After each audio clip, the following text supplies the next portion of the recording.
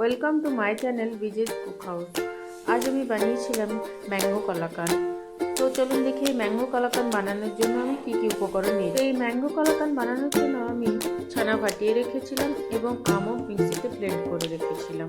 এরপর আমি ছানা ও আম একটু একটু করে কড়াইয়ে দিয়ে দিলাম। হ্যাঁ, এখানে আপনারা স্বাদ অনুযায়ী চিনি অ্যাড করবেন।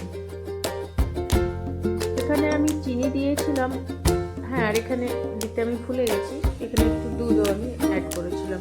আপনারা চাইলে এখানে মিল্ক মেডও অ্যাড করতে পারেন। এরপরে আমি এটিকে ভালো করে কড়াইয়ে ফুটিয়ে নেব এবং এটি ততক্ষণ ধরে নাড়িয়ে যাব যতক্ষণ না এটি খুব গাঢ় হয়ে যাবে মিশ্রণটি।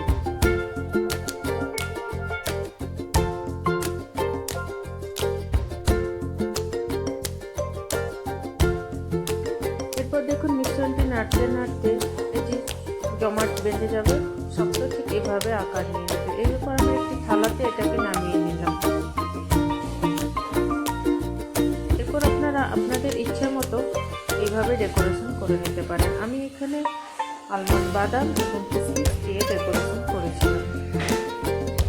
হ্যাঁ, এখানে আমি কোনো রকম ফুড কালার ব্যবহার করিনি, অনলি ম্যাঙ্গোর কালার দিয়ে যা কালার হয়েছে। আপনারা চাইলে এখানে ম্যাঙ্গো কালার ইউজ করতে পারেন। খেতে দুর্দান্ত সুন্দর mango kalakand ready. Thank you.